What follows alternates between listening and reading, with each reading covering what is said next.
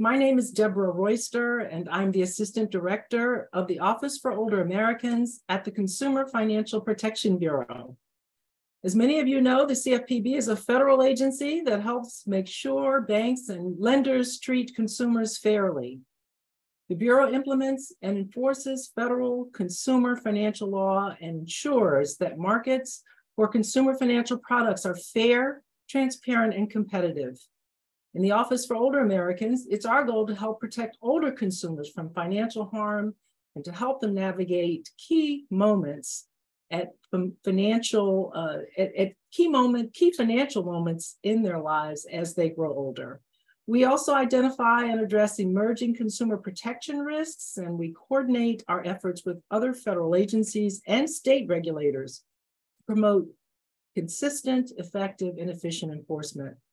It is a privilege for me today to serve as the moderator of today's webinar, focusing on building women's financial health at older ages, insights on financial education from the US and Asia.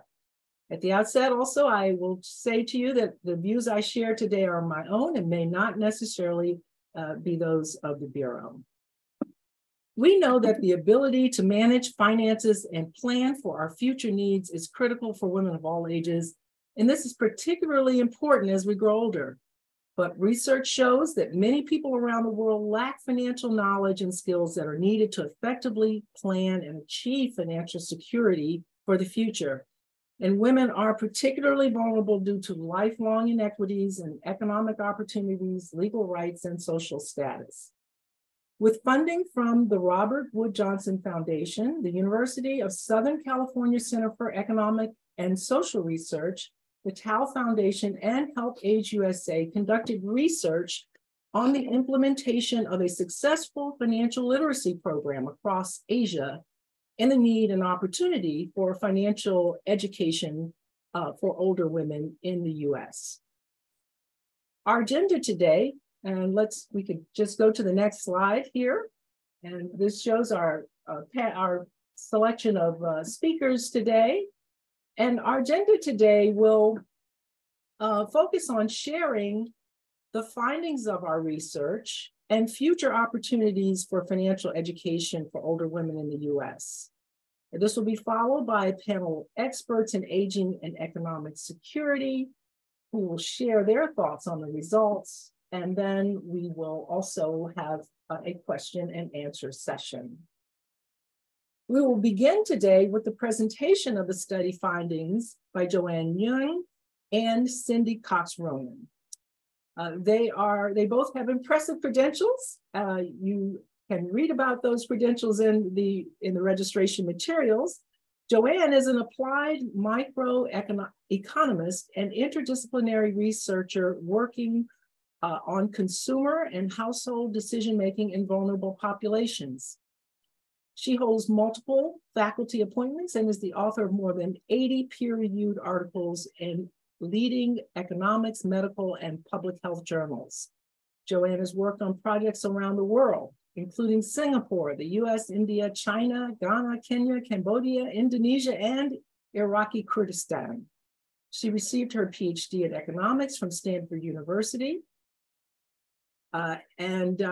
She, after an early career in financial services, she received her A.B. summa cum laude in economics and applied and computational mathematics from Princeton University. It's a mouthful there. Cindy Cox-Roman is the president and CEO of HelpAge USA. She previously served as HelpAge USA's board chair, as well as board chair of HelpAge International in London. Cynthia has spent her career in the fields of strategic research, communication, and aging. Previously, she served as the CEO of WIT Consulting, LLC, a market research firm with a specialty bringing the voice of older people to the design of policies, products and services, and communications. And so now I will turn the program over to Joanne and Cindy for a presentation of the study findings. Joanne?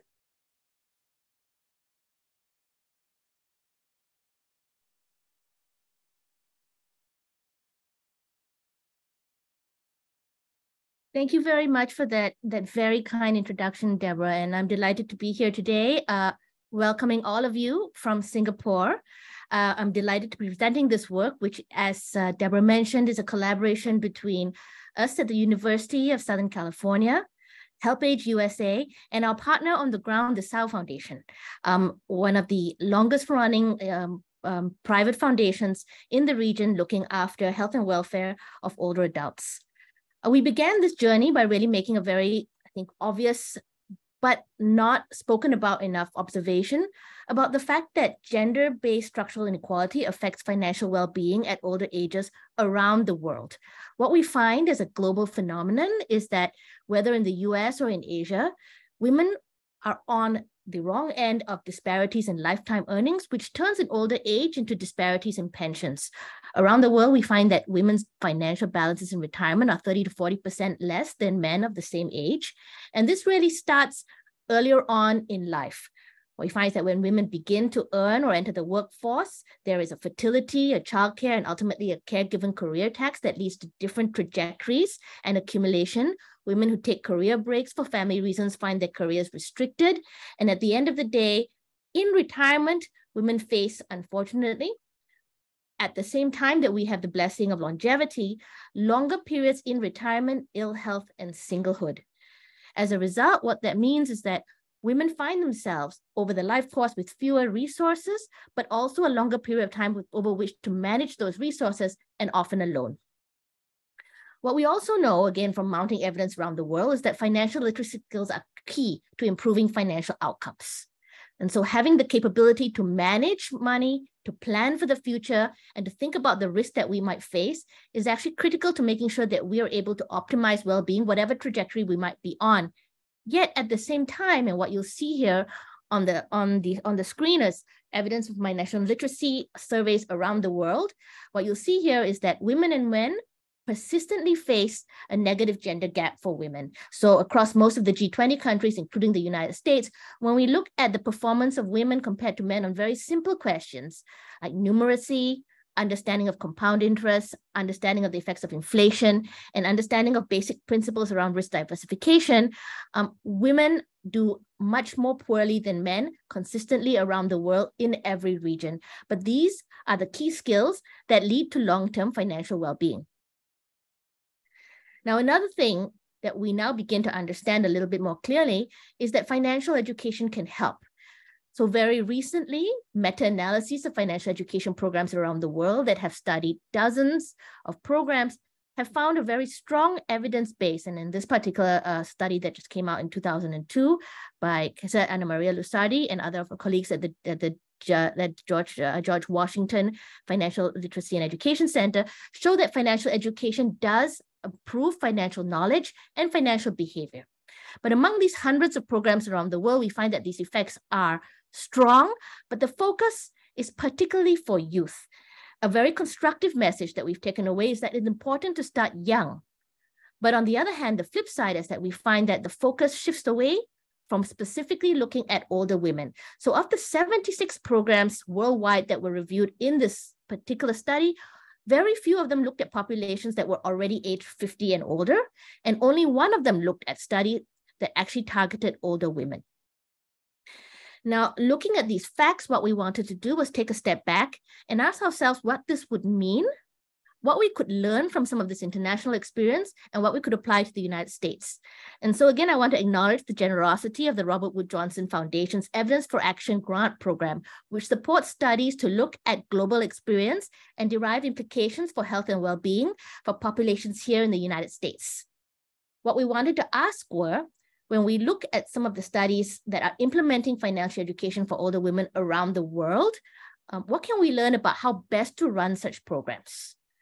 And then when we turn to the United States, what gaps and opportunities do we see that we can fill with some of these best practices?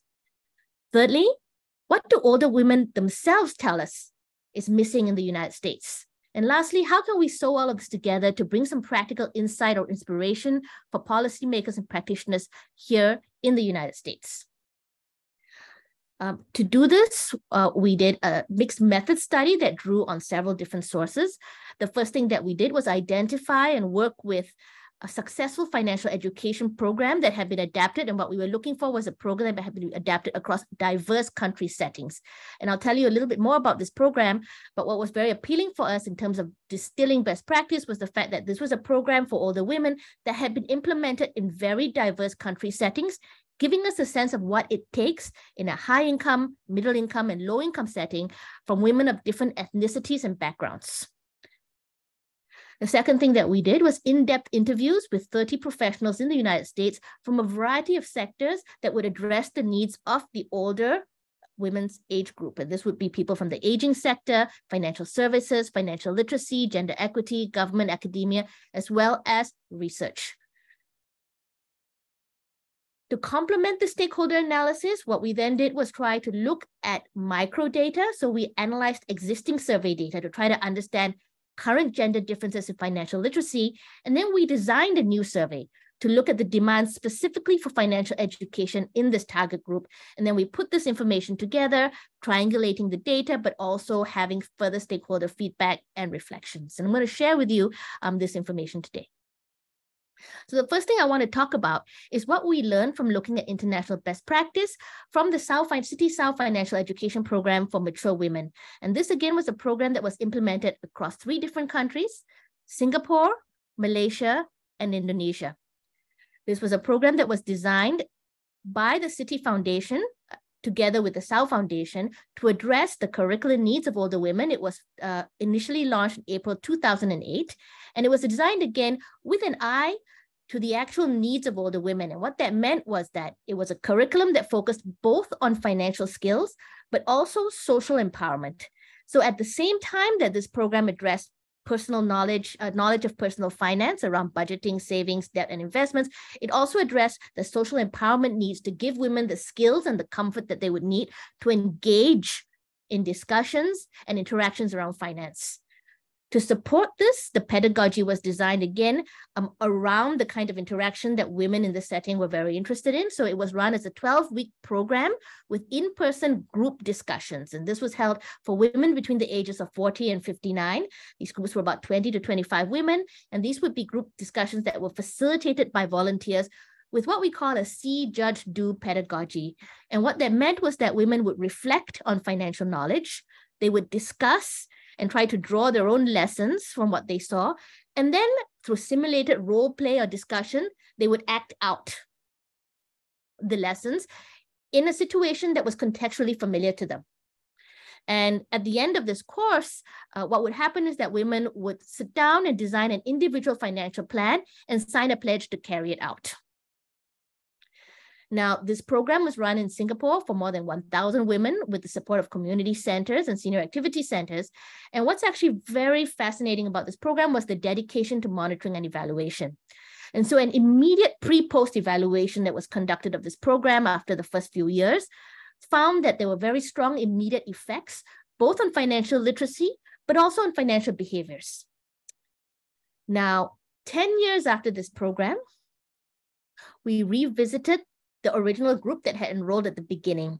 And what we found is that when we went back and recontacted women, again, more than 10 years after they had begun the program, and we compared the life situation and the behaviors of women in this group to a matched comparison group that had not received financial education, the results were lasting.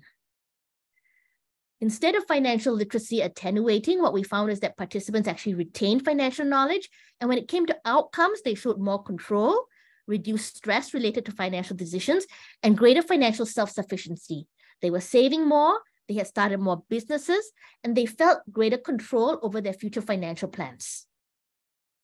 What we also saw was qualitatively, women told us that they appreciated both the financial knowledge component as well as the social empowerment component. So they felt that the knowledge had been important, but more important than the factual information was the teaching approach, as well as creating a safe space with peers in which they could discuss things that they normally could not discuss with family members or they had felt awkward about. And what some women actually told us was that at the end of the 10-year period, many of them continued to stay in touch with those discussion groups, leading to an environment of continuous learning. This was very exciting for us.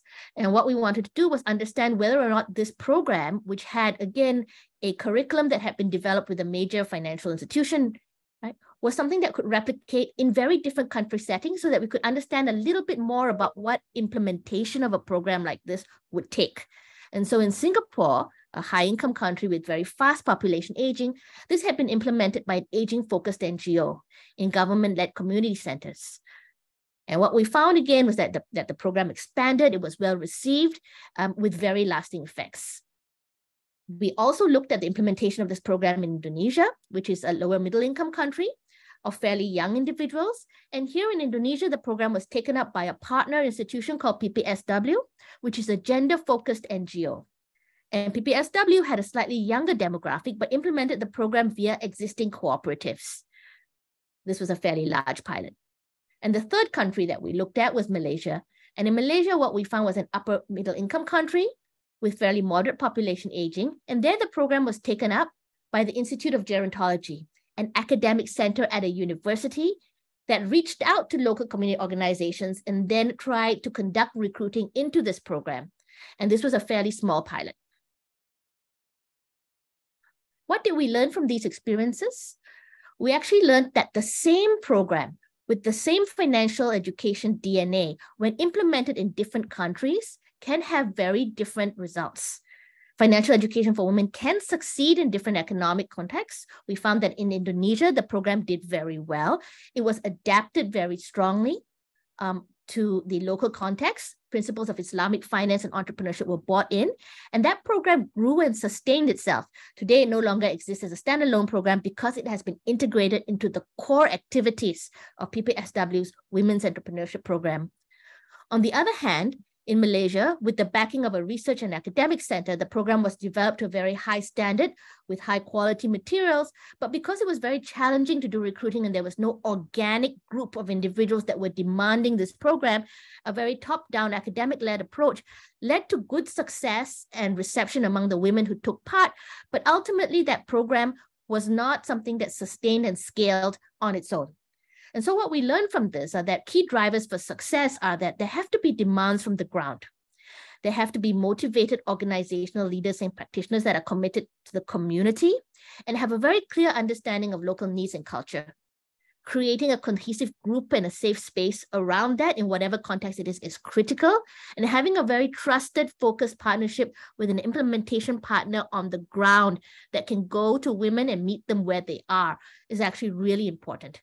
So the lesson that we took from international practice is that financial literacy education for women can succeed.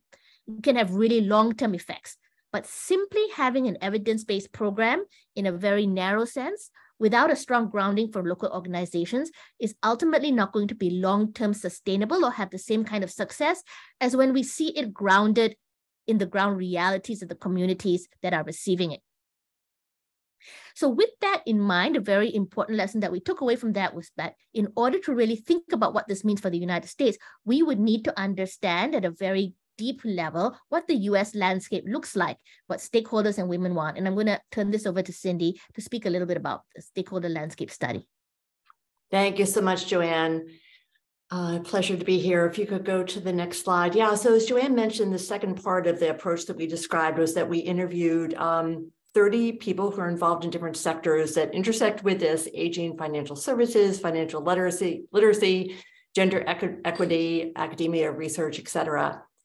And in general, stakeholders described a pretty limited landscape of financial education resources for older women, which does reflect what Joanne referenced earlier in terms of the meta-analysis and the fact that very few programs were targeted to older women. In some ways, there was this polarity. So people either characterized, when we asked the question, how would you describe the landscape of resources for women as they age with regard to financial education?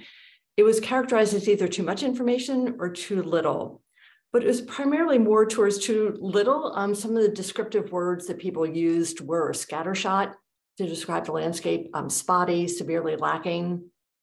And to an extent, people we interviewed were a bit stumped by the question. It wasn't that they don't know of great programs or resources, but they didn't have ready answers.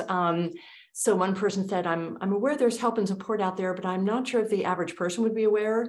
EBRI research indicated the number one place that folks were turning to was Google.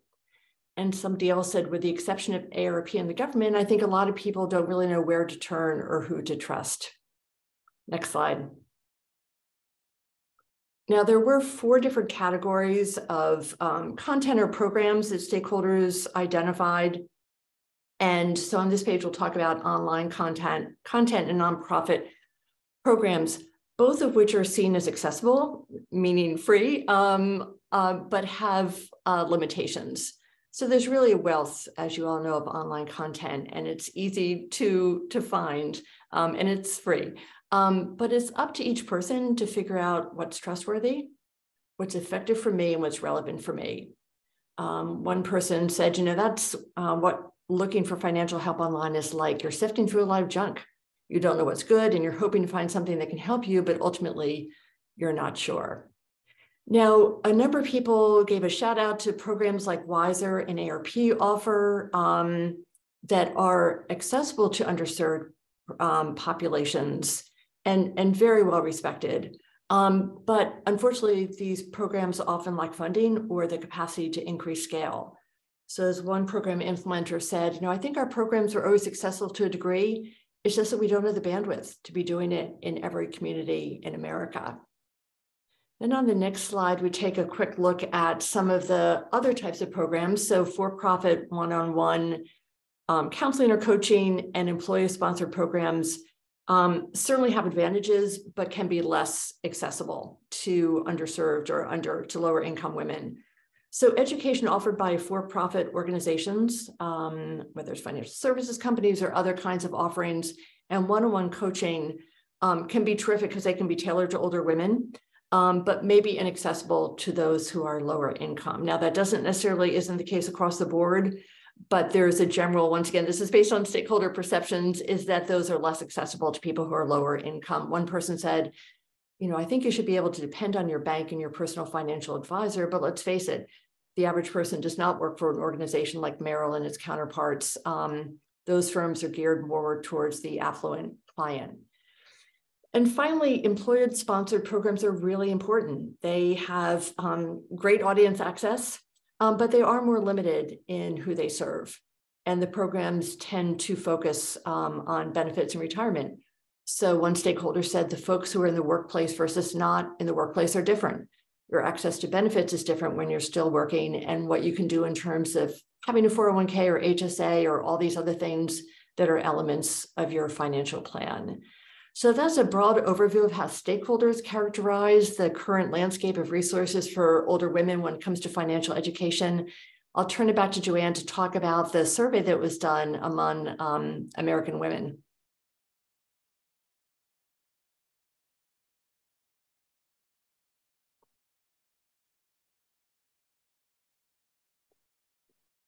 Joanne, I think you're on mute.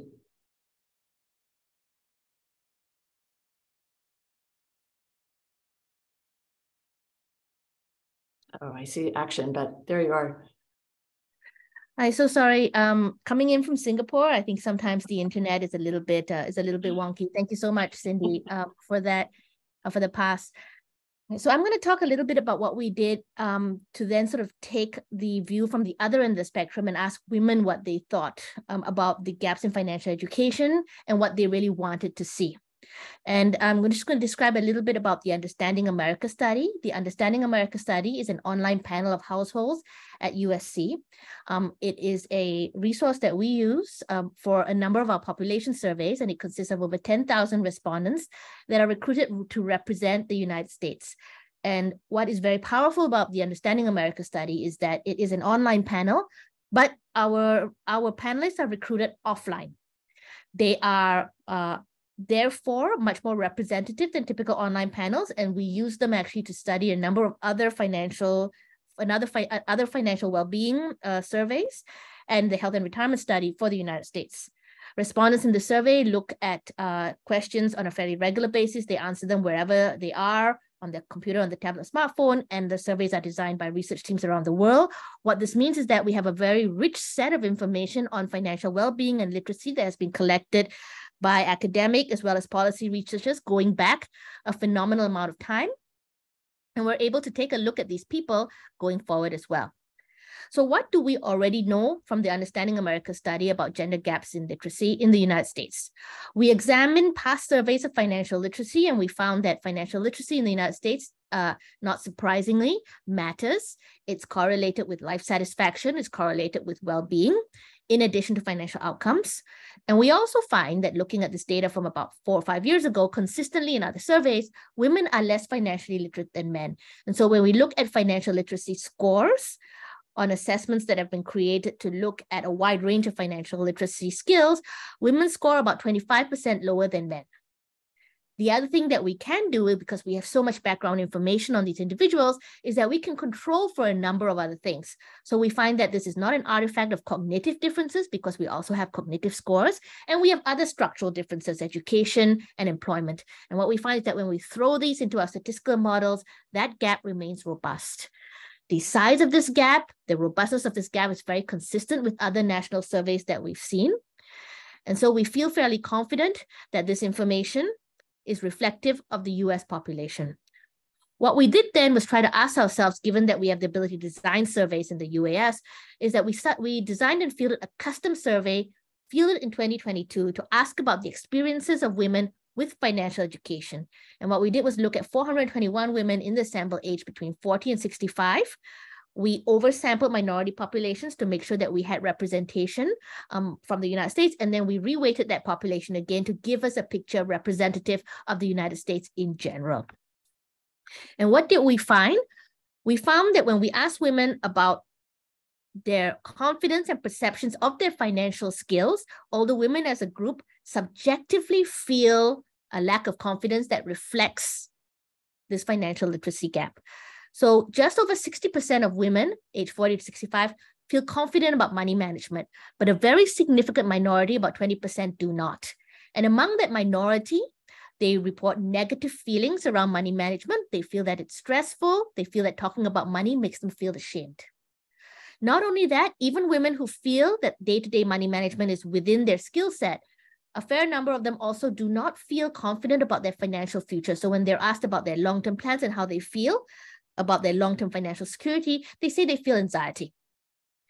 What's also important for us to note is that even though these issues are significant in general, there are also important within-group disparities. So African Americans, Native Americans, and individuals living below the poverty line are most likely to feel less confident and to also express that they feel shame or stigma thinking about these issues. Hispanics and Asian Americans are more likely to be confident. And again, African Americans in our sample were least likely to be confident about the long term as well. Now, if that weren't worrying enough, what we find is that confidence about money management may also be misleading, because almost all women actually report that they actively manage their budget in terms of money in and money out. But many of them report that they never engage with any of the longer term issues. They never engage with investments for the long term, over 30%. And almost 60% say that they don't engage with financial professionals. Most striking of all to us is that this weighted sample of women, only 16% of women report that they have ever received financial education. And this includes financial education of various sources. We ask this question very broadly: community organizations, financial institutions, educational institutions, employer-sponsored programs, high school courses, or one-on-one financial counseling. And again, for this cohort of women for whom financial education mandates in high school, for example, came a little bit late, this number is remarkably low. Now, we do find that more educated women are slightly more likely to have received financial education, but we also find important disparities. So the likelihood of ever having gone to a class is highest for white and Hispanic women, but African Americans, Native Americans, and Asian Americans are least likely to have done so. And this doesn't seem to be because of a lack of interest. More than 70% of the women in our sample said that they expressed interest in receiving financial education, especially those populations that had been previously underserved. So African Americans, Asian Americans, and Hispanic Latina women are most likely to express interest. We do find that individuals from lower income households here were less likely, even though these levels are objectively very high. And we find that actually among those who said they were very or somewhat interested, most of them said that they wanted it now. So this wasn't something that women wanted to put off. We also find that women have a very good understanding of the skills that they are missing. When we ask women what they prioritize, they said, we would like age-specific programming that is very focused on long-term financial planning. What we also value is trust, and we value convenience. We want, again, financial education programs that meet us where we are. We want flexible scheduling, including online classes. We want shorter sessions. We want to be able to manage this within the lifestyle that we have. And we want to think about planning for the long term and managing our retirement savings. What's also important, I think, for us to know is that women are interested in financial education, but interest in having financial education that is branded for women varies very much by ethnicity. So it's relatively important for Black, Native American, and Hispanic Latina women, but less so for women of other ethnicities. And similarly, again, programs that are targeted for specific communities or branded specifically for a community matter a little bit more to previously underserved communities as well. So what do we take away from all of this put together? And again, I know this is a very quick overview. We're happy to come back to some of the questions that I see we're already getting in the chat during the Q&A period. I'd just like to sort of go through the main highlights of what we took away from this. So stepping back very much to this, that we see that really in the United States, it's no surprise to us that we have these gaps in financial literacy that are linked to long-term well-being. And we know that financial education can work, but few women in the US have ever had that. So this is another missed opportunity earlier on in the life course. There seems to be, reflected to us from the stakeholders as well as women, an inadequate supply of free, trusted programming targeted for older women or accessible to older women, and that there are providers that are in that space with strong programming, but scale up is a completely different issue that support is needed for. And part of it is that the belief potentially that it's too late to educate older women. That's an issue for us, whether women have internalized this or providers have internalized this. It seems, however, that women are demanding financial education. So women 40 and older have significant desire for financial education, particularly groups that had not been exposed to it before, African American, Asian American, and Hispanic women. We find that they're really interested in the long-term aspects of this, although again, they need flexibility, they need sessions, they need online access, they need it to work in their lives. What do we see as this opportunity? Again, coming back to where we started, our international experience shows exactly that strong curricula are a necessity, not going to be sufficient. Financial education for older women can work. It can work for the long term, but it has to be done and implemented right in order for that scale and sustainability to happen. There is an imperative that we go out there and change this narrative. We try to think about funding appropriate programs, and the nature of what is appropriate is really going to vary by ground context. But what we do know is that even in different settings, where whatever it looks like, high income, low income, or different minorities, trusted community partners are very key. The pedagogy that's interactive, that's tangible, that's actionable, that's relevant and relatable to women's actual lives are very effective. And these are things that we can see around the world have worked. And we hope are things that we can use to start a conversation right here in the United States. So thank you so much for your attention. I'd like again to sort of flash this contact information. We will be disseminating the information here. Your registration pack will have some, but we do have other deliverables that will describe this research in detail. Please do take our contact information. Be happy to be in touch with anyone about any aspect of what we've presented today. Thank you so much. And I'm going to turn this back to Deborah. Thank you, Joanne and Cindy, for this excellent presentation and for sharing the results of this very important research. Now we'd like to move to the panel discussion and discuss some questions around this research. Unfortunately, due to a family emergency, Emily Allen, who was scheduled to join us, will not be able to do so. And we're sending positive thoughts to Cindy and her family today. But we are very fortunate today to have two panelists who are experts in this space, Soo-Young and Cindy Hutchins. Soo-Young is the Chief Research Officer at the National Asian Pacific Center on Aging. Dr. Chen is a Bay Area strategies and systems innovator with a passion for identifying what's next in technology to improve people's lives. Her core strength is research design, knowing how to match methods to an inquiry by pulling from a variety of practices.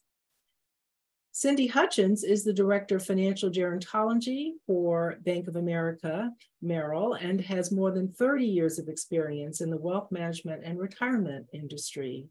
In her role, Cindy works closely with Merrill financial advisors to provide training, education, resources, and thought leadership on how to engage clients on the topics of aging, longevity, retirement, and later life planning. So welcome, Sue and Cindy. We're so grateful that you're joining us today for this panel presentation.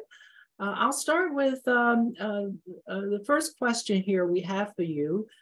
There are clear gaps in financial literacy for older women in the US, and this is especially true for women of different minority groups. What should be done to address these intersectional disparities? And Sue, I'll ask you to start with that question. I think you're on mute. There you go. That's a really big question. And I think there are, I think financial literacy really is something that has to be taught. It's not something that people can just absorb. And so when I hear the programs that have been run in Asia and what the implications are for the US, I do think that that is critically important. Older women are not getting the education they need.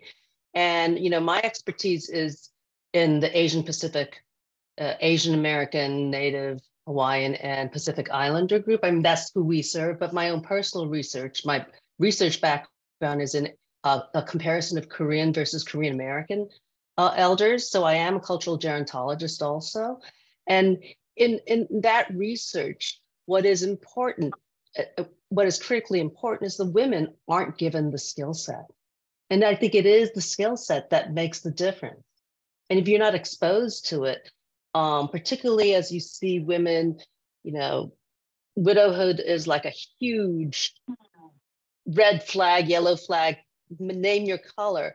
It creates so many problems, especially for low income and immigrant women who don't know how to manage their way in this new setting.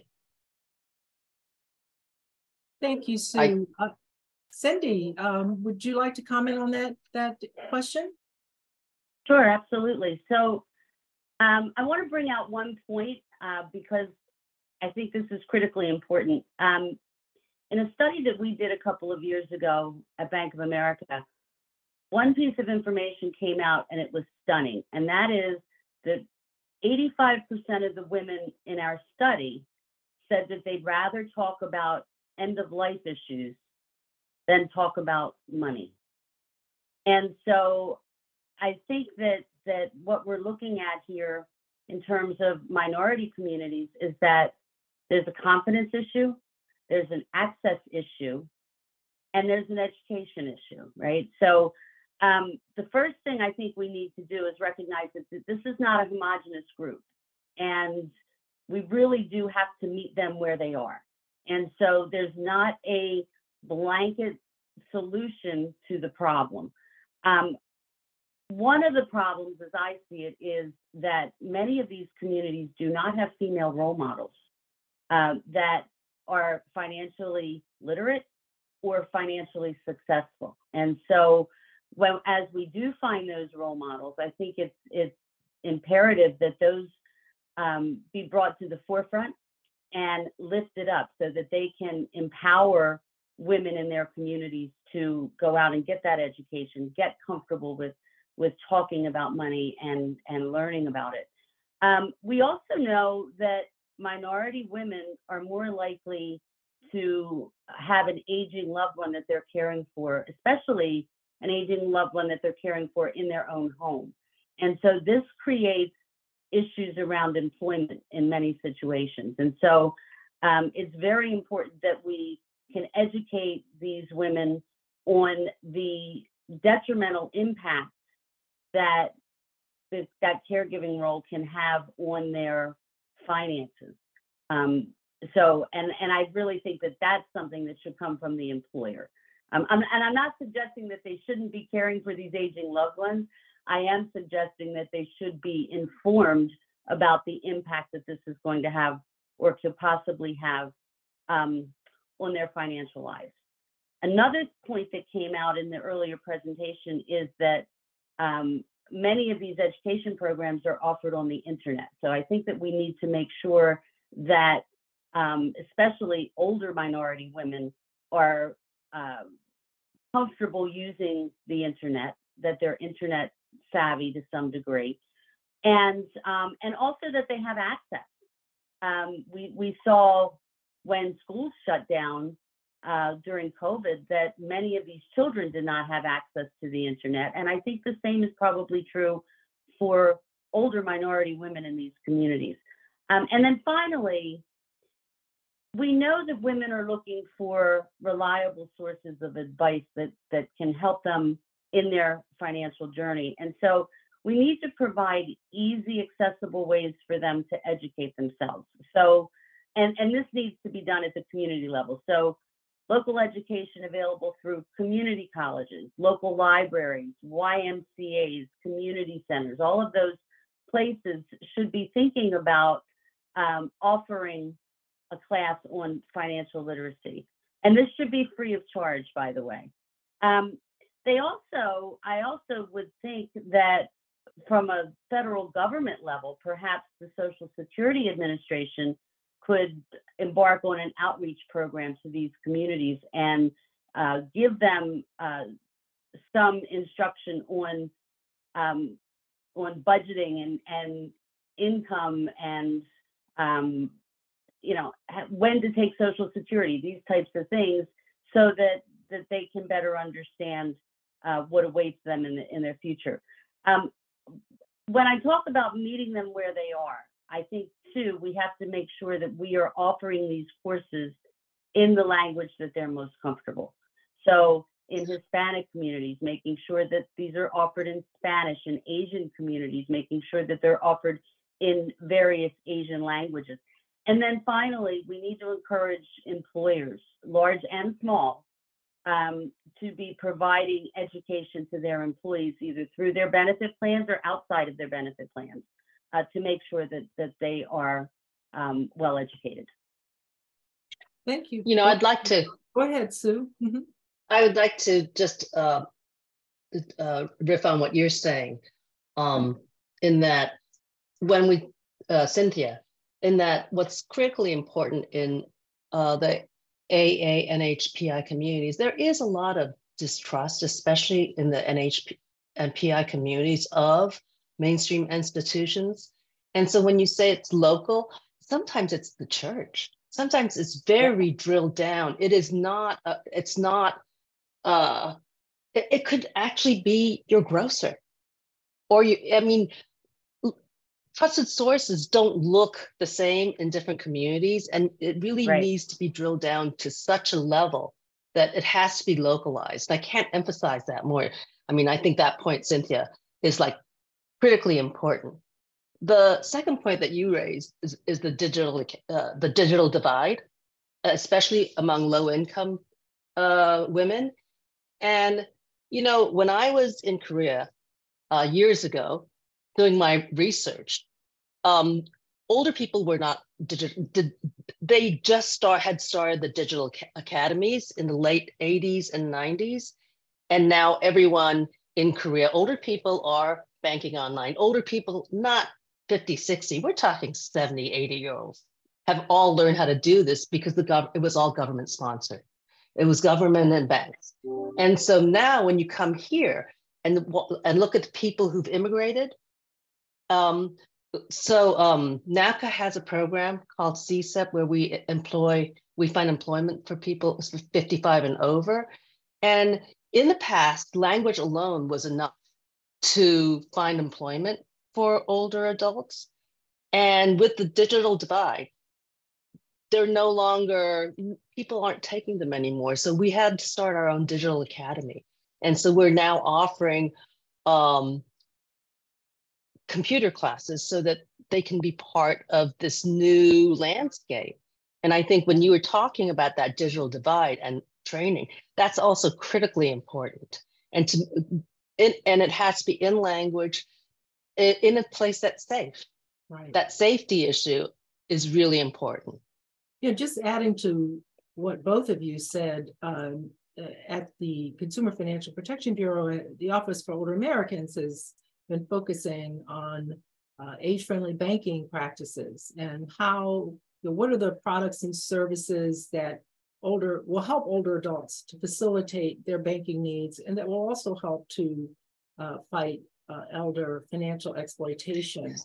And in talking to stakeholders, the digital divide, the challenges presented by the digital divide have become extraordinarily clear. I mean, there are many older adults who have access to technology, know how to use it, but there are also many who do not. And for many of those individuals, they are effectively just shut out of the banking system to a large degree, and also unable to take advantage of the kinds of programs and opportunities that we're talking about. So critically important issue that we all need to be thinking about.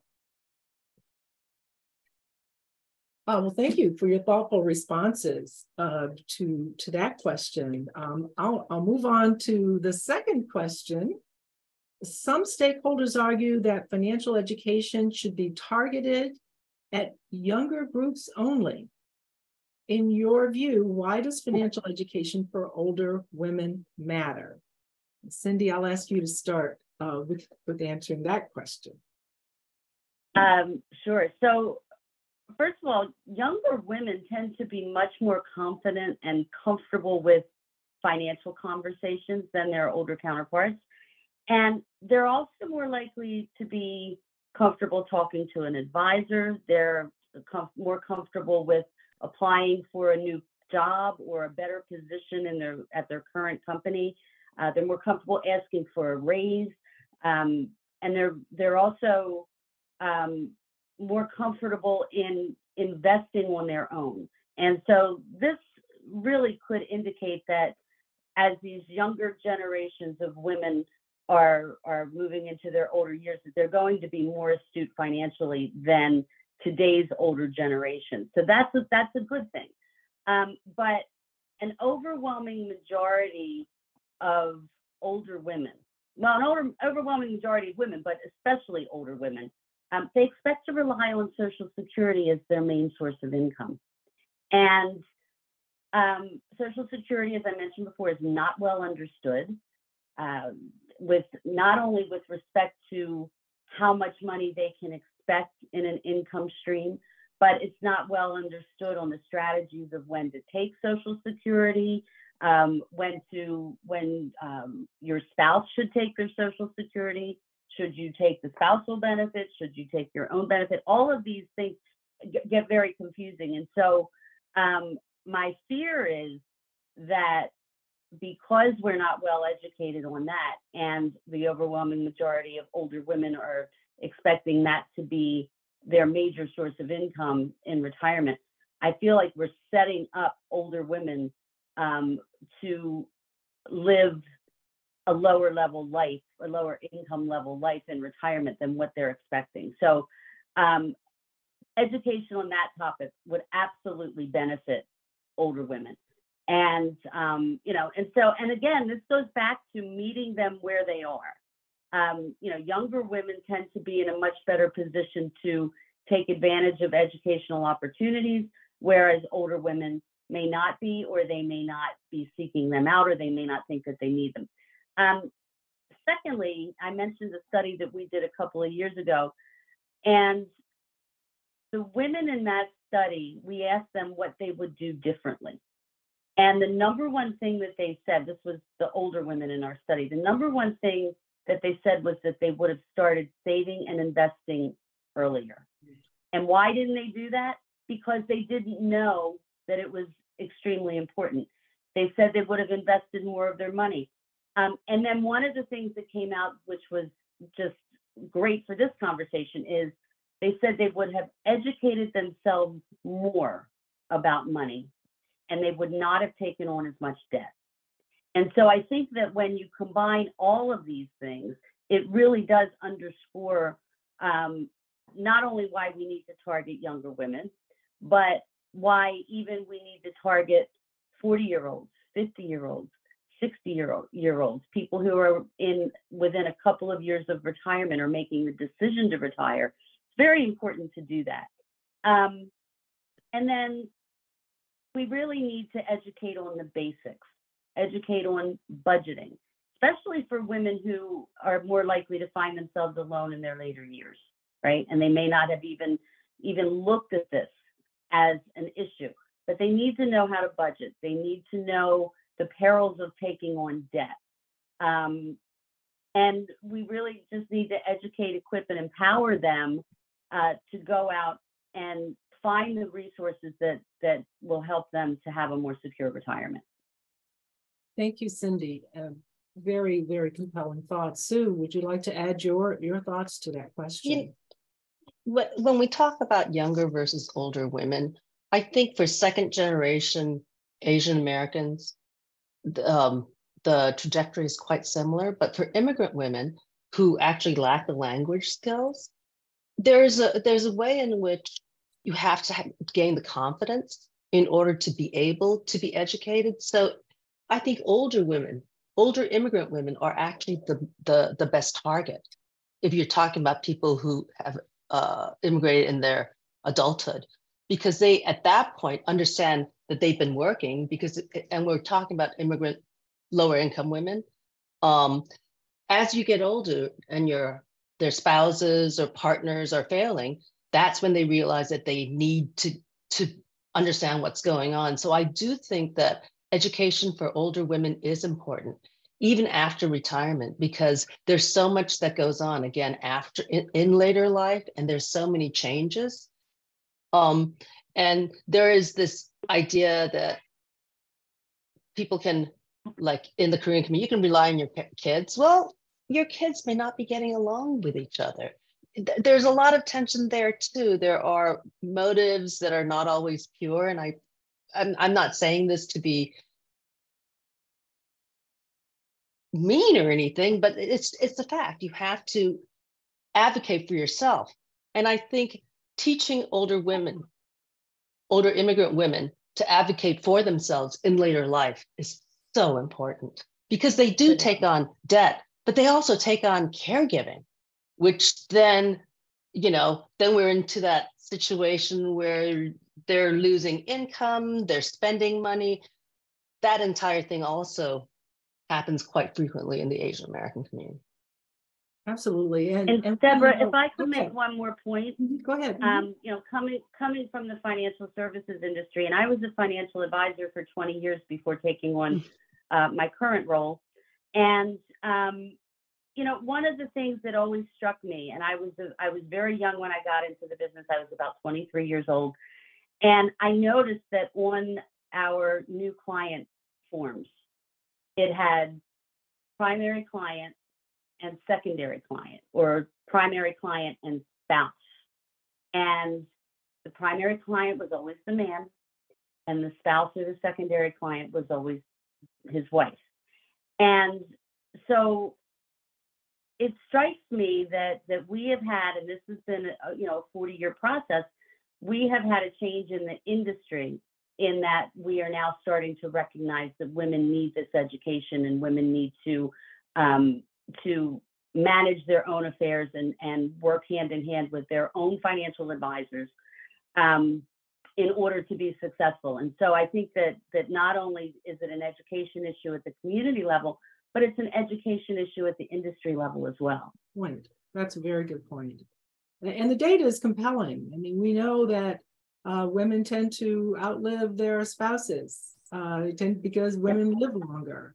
More and more men and women are growing older, single, and will, and some, not just unmarried, haven't never married perhaps, but we also know that as time moves forward, we have less reliance on defined benefit pension plans, which have been kind of the mainstay for a lot of workers historically. More and more men and women now are relying on 401k performance, and that really necessitates a more sophisticated understanding of finances and the investment world. The other thing I like to emphasize is that also when you educate an older adult, you're educating the family, because older adults tend to have a powerful influence on other family members across the generations. So it's a good thing, not just for older adults and the older women, but also that invariably, that knowledge passes down through the family as well. So it really benefits all of us. Great point. Yeah, great point. Well, thank you. Well, we have another question here before we get to our question and answer session from our audience. Our third question is, what can we do as a community to make financial education more accessible and available for underserved women? And what are some of the programs that you might be aware of in this regard? And Sue, I'll ask you to start with answering that question. I actually don't know a lot of services that are available for older women per se. I know what the need is, and so I'm going to defer to Cynthia. Well, I can tell you what my feelings are about what we can offer in the community, and then I'll tell you what we as a firm are doing. As I mentioned earlier, local education is really, really important. So developing programs at the municipal level would be my first suggestion. So offering programs at public libraries, community colleges, YMCAs, senior centers, all of those places, and then making it easy for women, particularly older women, to attend those classes. So free of charge, obviously, but also to make those classes at times when women are more likely to be able to get to them. We have to think about, especially, you've got single moms, you've got older women, but hopefully the majority of them, if they're not retired, are in the workforce. And so we have to plan around that and offer them at various times during the day. So, offer ones in the evening for 9 to 5ers, offer some in the morning for those who are working a second shift or whatever it might be. I would also suggest that schools take a look at this issue and offer budgeting and finance courses as early as possible in the public schools. So, I would say from 7th or 8th grade on, offer a class every year that becomes more and more sophisticated as they start to move through high school. So budgeting, investing, all of those types of things, not college level courses, but give them the basics so that when they do graduate from high school, that they are at least equipped to manage their own money, write their own checks, pay their own bills, not take on a lot of debt, all of those types of things that young adults are finding themselves in the throes of. Now, as far as our firm is concerned, we do have a program called Better Money Habits that's available online that is an educational program that takes on various issues like those that I just mentioned. Within our 401k offering, we have something called Advice Access. So any participant in one of our 401k plans can get online advice on how to allocate their funds and set a goal for their retirement income, and it'll tell them how close to getting to that goal they are at their current savings rate and all of those types of things. And then we obviously have financial advisors at Merrill, but we also have people available within our EDGE program, which is for people that have significantly lower assets to invest. I'm not sure what those parameters are, but it could be as low as a couple of $1,000s. And then we do offer advice in our financial centers as well. So we're working very hard to educate on a community level, and we're big believers that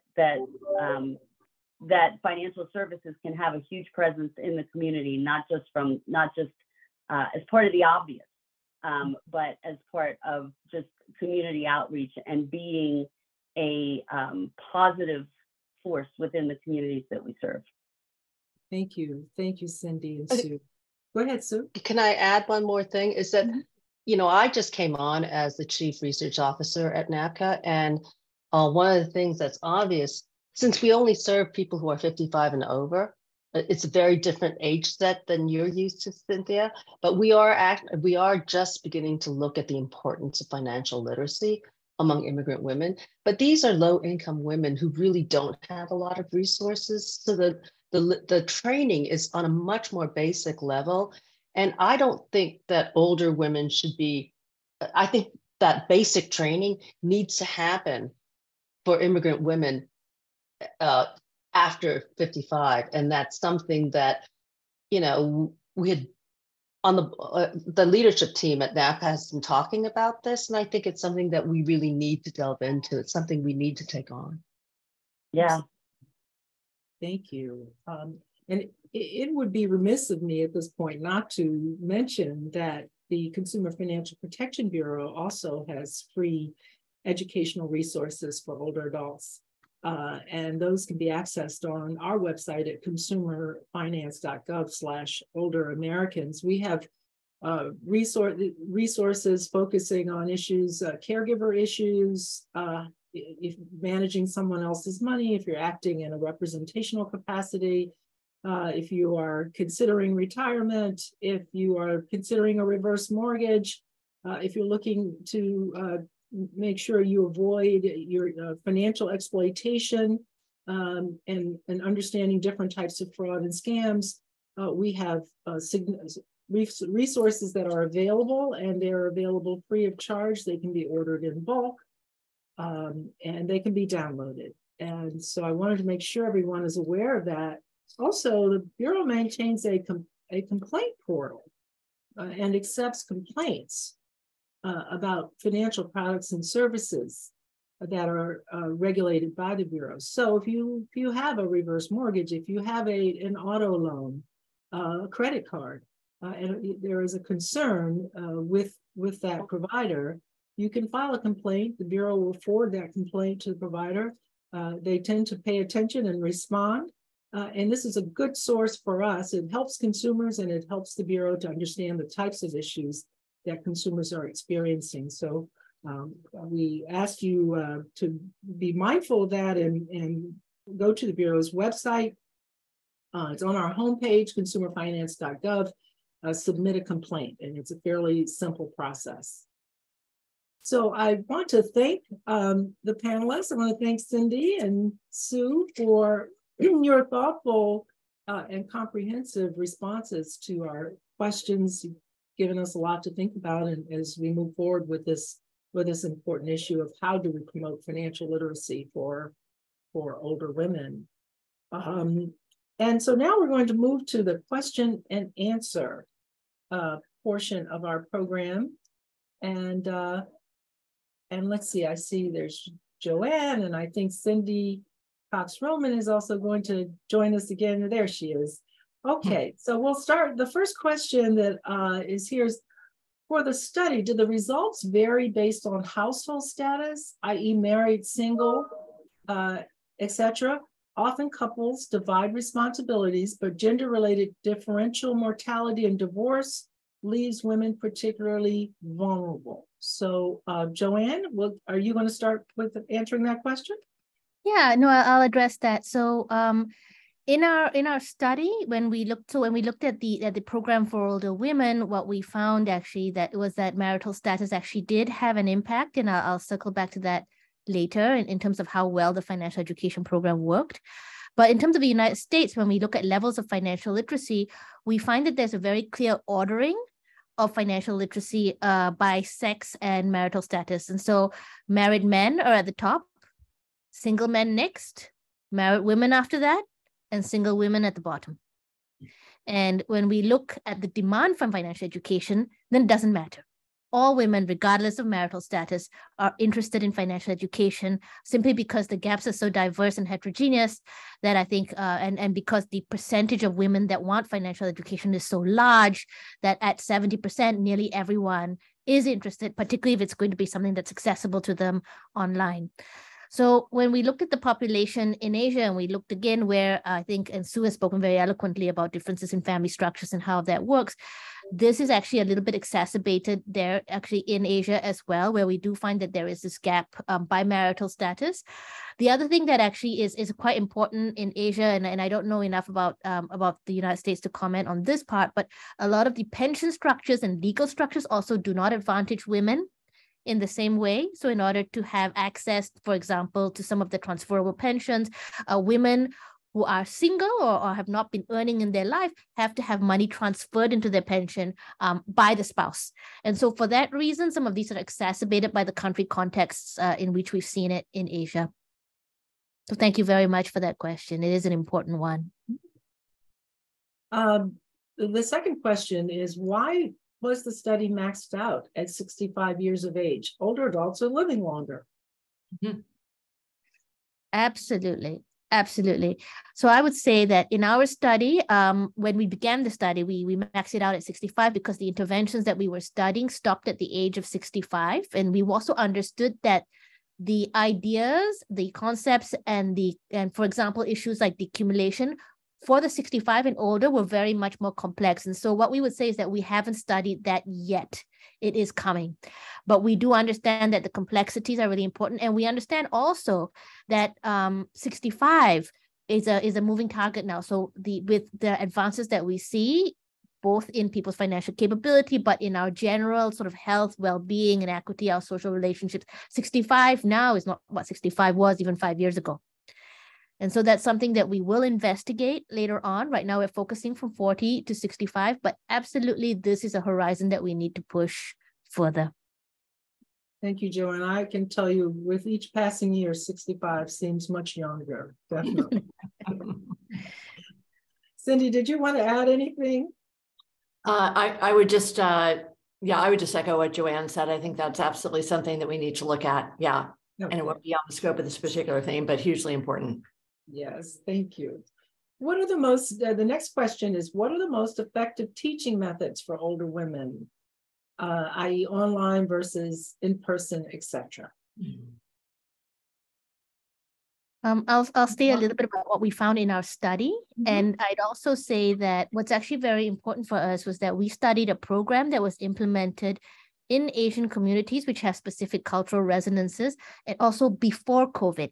And before this wave of digitalization, and I think, both our panelists have spoken very strongly to this, that, that has really transformed the way that we think about everything, including financial services and education as separate fields. And so what we found in the past was that delivering education for women in a community setting, in groups where they could speak to each other and connect and understand that in a very sort of face-to-face setting was really important. But equally, we do find that today, women are asking for online providers. They're asking for that to be asynchronous. They're asking for shorter sessions. In the United States, the preference for being in a group setting is very heterogeneous. Some people would really like it. Some people don't want to do that. So I would say that actually personalized education is something that, regardless of what that level of personalization means, is actually going to be really important. And how we think about digital financial services and digital financial education together for this age group is something that we're going to have to consider very deeply. And it will probably change over time, I would think, as newer generations move into their older adult years, there will be a much greater comfort level, I would think. Yes, exactly. And as digital financial services become more of a native environment, it becomes more natural to learn about that also on a digital platform, whereas that sort of distinction didn't really exist before. Yeah, and I would just add that, flexibility was one of the main characteristics that women value coming out of the survey. And once again, pre-pandemic, that wasn't really the option is now, but my sense is that women would gravitate towards online courses. We can also see a lot more kind of bonding online as people are more familiar with the format. And so I think that would certainly be, an important sort of modality to look at and experiment with. Yeah, Thank you, Cindy. exactly. The next question is, thank you for mentioning caregiving. For women, this impact occurs throughout the lifespan, birth, childhood, and middle, late ages, and sandwiched at times. What policies do we need to help women throughout their careers? Do you think mandatory leave policies that emphasize time off for all genders can help? Joanne, I think you want to answer that question? I will, and I'll also say a little bit about caregiving in the original context. Yes. One of the, I think what Soo-Young said about caregiving or relying on your children in Asian context absolutely resonates with what we found in Asia. And what we did was that when we looked at the long-term follow-up of our study in Singapore, was that one very ironic twist to it was that if you were a single woman who was now more financially stable, you would now be more at risk of being identified as the family caregiver in a situation where an elderly relative might fall ill. And so caregiving burden actually is not distributed in a gender equitable way. And ironically, if you are more well prepared, quote unquote, for it, it is more attracted to you. So that being said, we also found that women were not actually prepared for the burden of caregiving. It was not something that was in our original financial literacy curriculum because at the time, this was not an issue that had emerged on our radar. So I would say that this is something that is at the forefront of our thinking now, because it is one of the greatest financial shocks that we do see. Women who are in their middle age, but also at the same time drawing down their own retirement savings as they prepare to take care of someone who is actually in an elder in their family who needs to be taken care of. When we asked women if they'd like to learn about caregiving in financial education programs, actually about 35% of women said that this was very important for them. We'd have thought that this would be higher, actually. So we think that actually awareness of this is something that we need to promote in middle age, because this is something that, ex post the women in our sample had not anticipated. And for them, because again, this is something else that we don't speak about, or we don't speak about how long this can be, how much it can take for costs at the end of life, but also long enduring costs of, for example, conditions like dementia. This is something that we simply are not financially or emotionally prepared to handle. Do I think that mandatory leave policies early on in life would address this? I think it would address some of it, but a number of the other drivers that we're talking about would not be affected about this at all. And I think many more fundamental demographic drivers, including, as I mentioned, chronic disease, dementia, and what we're doing for long-term care. I think these are critical drivers. Absolutely, we can think about mandatory leave policies early in life, but that is not going to resolve the problem. Thank you. Yeah, could I jump in here for just a minute? Because our experience, or at least my experience within my firm, and we've done a lot of research on caregiving and a lot of research around what employers can be doing to help out caregivers. And we're seeing that there is somewhat of a shift in employer thinking, where they're starting to, especially the large employers, are starting to look at all of the benefits that they started offering in the 80s for new parents and starting to convert them to benefits for caregivers. Things like emergency backup care.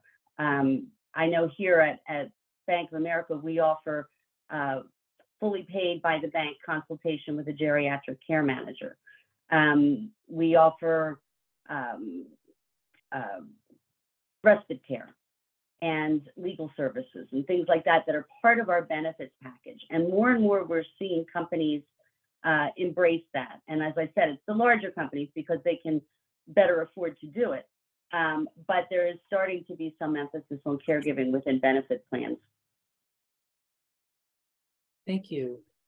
Just adding, and one of the— I think Sue is going to— Go ahead, Cindy. Sorry, you're on mute. So you wanted to say something? I'm sorry, I didn't see you. I'm sorry. Oh, you're on mute. Oh, there we go. I think that did it.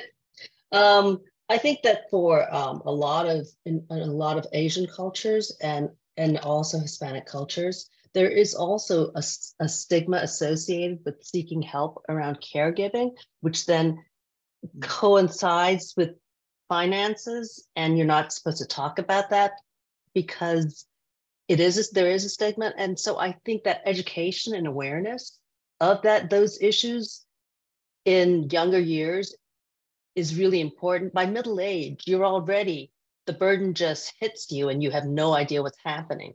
And so for the women that I'm dealing with and having to talk to, that our agency deals with, there has to be more generalized awareness of what it means.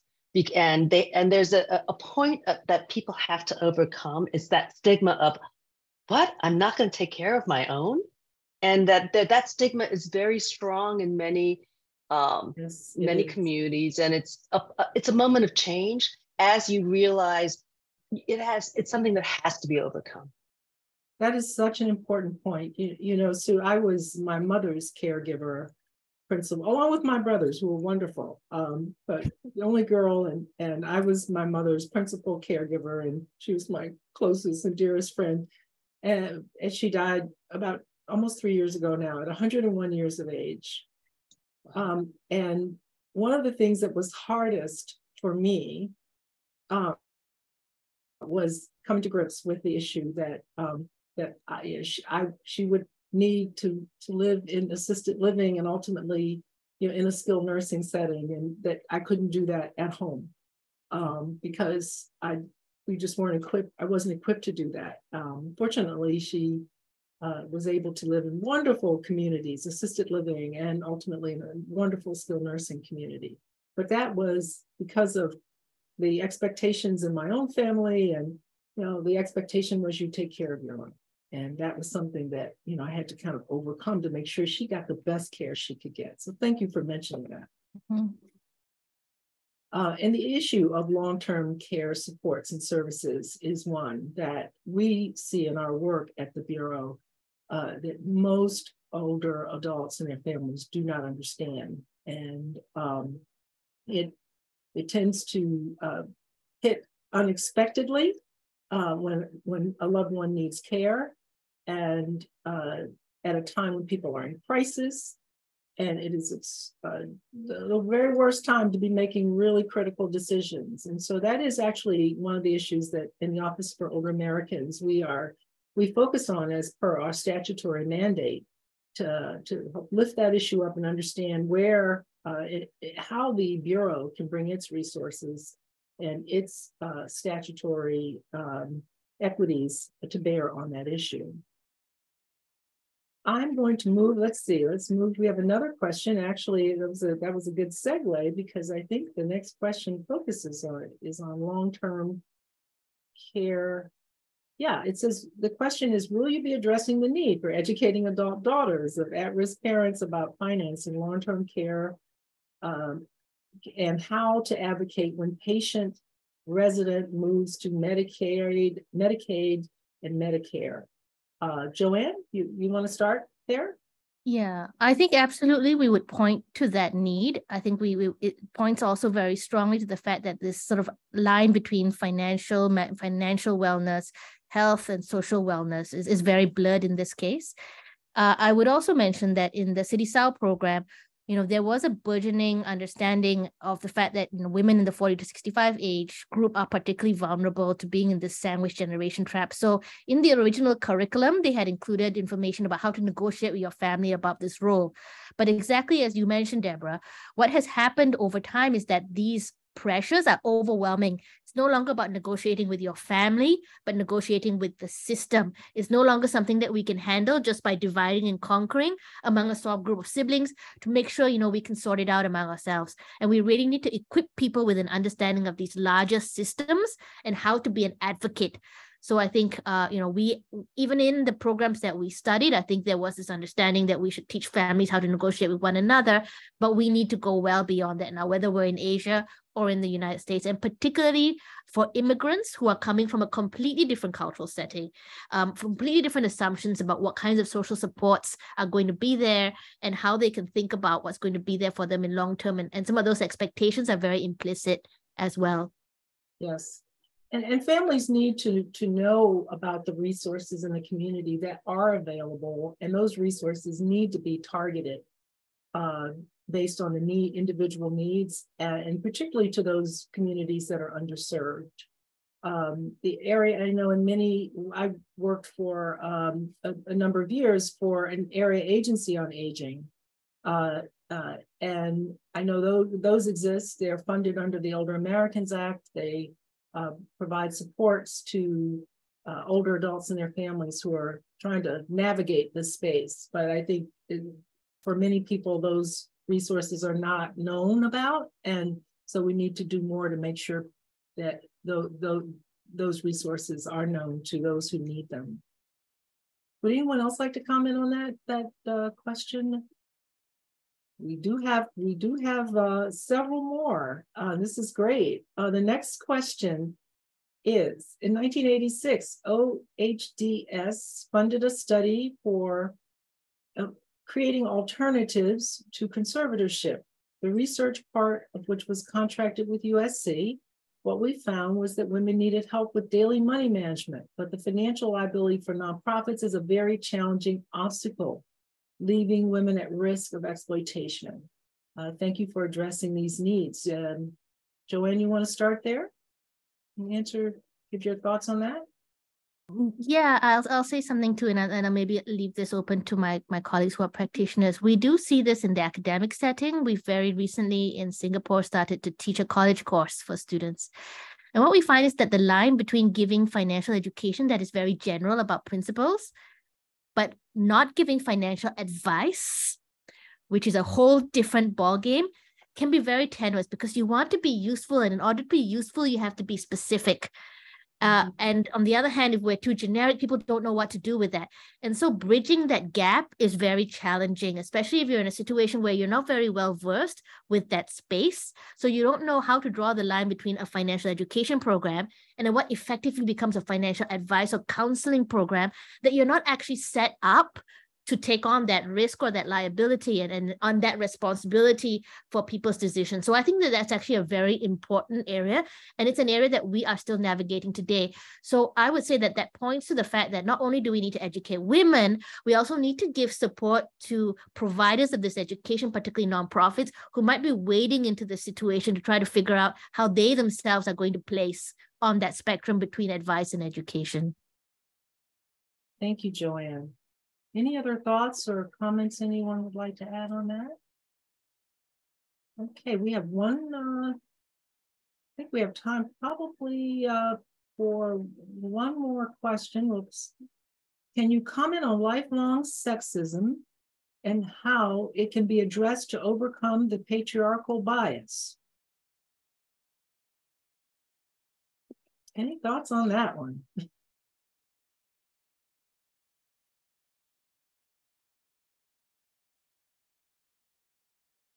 Okay, well, while we're thinking about that, I'm sorry, did I miss? No, so the panel is stumped. Yes. Right. That's a big question. That's a big question. We need a few more webinars for that one. That's right. Yeah. Well, we need more time. Yeah. We need a lot more time. A whole additional session for that. But thanks for that question, because it's obviously a great one, because right. The mind reels with possibilities in terms of responding to that. Yeah. So we have time, let's see, for one more. What are some of the differences, benefits between caring for loved ones at home versus nursing homes? How do other countries care for their elders? Any thoughts on that one? I'm going to jump in and say, in the United States, there are a lot of resources for aging in place, and people just don't know about it. And that's what I think is very unfortunate. There are adult day centers that you can go to, adult day healthcare centers. There are also in-home support services that family members as well can apply for. You can also get professionals in with IHSS, which is what it's called in the United States. And so in terms of the range of possibilities, I think if caregivers knew much more about what is available to them, their financial risks would be minimized. I'm not going to say that it's going to disappear, but it will ameliorate it, because there are services to be had. It's just understanding how to work the system. And it's almost like working the system, because it's a tangle. But these are resources that are available that we do know about. They're called different things in different cities, which makes it difficult to understand. Every state, county, and city has a different name for it, which is also confusing, but it is there. One needs help to navigate that system. Because the system, I mean, I think you were talking about it earlier, Joanne, about how difficult the system, it's a systemic problem. But the resources are there. You just have to be very persistent. And this question, absolutely, you're absolutely right, Sue. And we get this question a lot in our work because it's just very difficult to navigate this environment. It's complicated. The area agencies on aging, as I referenced earlier, do have resources and can be very helpful in the United States. Every state has those resources to help navigate these difficult decisions. Our work shows at the Bureau, we know that 80% of older adults want to age in place in their own homes. Everyone wants to age in place in their own homes. But we also know that over time, in order to age in place in your home successfully, you're going to need long-term care supports and services. That's what's being provided mostly now on an unpaid basis by family givers. The average cost for in-home care is $40,000 to $50,000 per year. And most people aren't prepared to handle that. So, and of course, in nursing home care is double that. And so it's a very complex picture. And again, certainly, I always encourage folks to reach out to area agencies on aging and the nonprofits that support those agencies to help navigate the space and identify the resources that are available. There are resources that are available. They vary by community. So thank you, Sue, for raising that up. We're almost out of time here, and we want to be respectful of everyone's time. And I'd like to thank Joanne and Cindy for their excellent presentation today, and also I'd like to thank Cindy and Sue for sharing their experiences and insights on this important issue of financial literacy for older women. We're also very grateful for the funding of the support from the Robert Wood Johnson Foundation, the University of Southern California Center for Economic and Social Research, and the Tsao Foundation and HelpAge USA. And we really appreciate all of you taking the time to participate in this webinar and discussion today. This is, as we can see, a global issue. It affects the well-being of women of all ages and our families. It's been an honor and a privilege for me to moderate this discussion today. I hope that it is the beginning of a much deeper series of conversations that will continue among all of us as stakeholders to help women, including older women, to secure their financial futures for themselves and for their families. And now I will turn the program over to Cindy Cox-Roman for her closing thoughts. Cindy. Thank you so much, Deborah. And I want to say how much we appreciate you serving as the moderator. It's been fantastic. And I think so many great ideas and questions here. I do want to acknowledge that there probably were a few questions in the chat that did not get addressed that were in a separate one, but we can follow up with people and happy. There's so many questions that come out of this, really good questions. And we're happy to follow up on some of those. Yeah, I just want to reiterate what Deborah said about this is more the beginning than the end. I think there's a lot, this is, there's a lot of data here. This is only part of a much bigger pool of insights and data that we have from this research. And we really wanted to be taken advantage of and used and made actionable. So we are more than happy to continue to have small group presentations, to have them be almost working sessions to talk about what does this all mean. Might be on different topics. Clearly, caregiving is a big issue. That's one. I mean, there's many, many different aspects of this, but we really would like to be involved in helping to push this out. There's some really good programs out there already. How can we use this to bolster and strengthen what's happening? How can we use the insights from Asia to help strengthen or give ideas to other sorts of new innovations? So would like to be part of that. Alex, who has been doing all the making sure that this whole thing comes together, had put our information in the chat, I believe, and it was also on that last slide. So we'd really like to hear from people who would like to talk more about it and perhaps put together a small group of people who are interested, or a larger group. We will also follow up immediately after this, in the next few days or next week, with a written report of the findings. We can also share the PowerPoint slides, and there's also a short policy brief, which, as we know, most people are, that's sort of about the time that people have now to digest things, but we hope it will cover the key points. So we'll follow up with those to everyone invited. And once again, look forward to your continued engagement. And just want to thank you so much for everyone who attended today. Our great speakers. Thank you.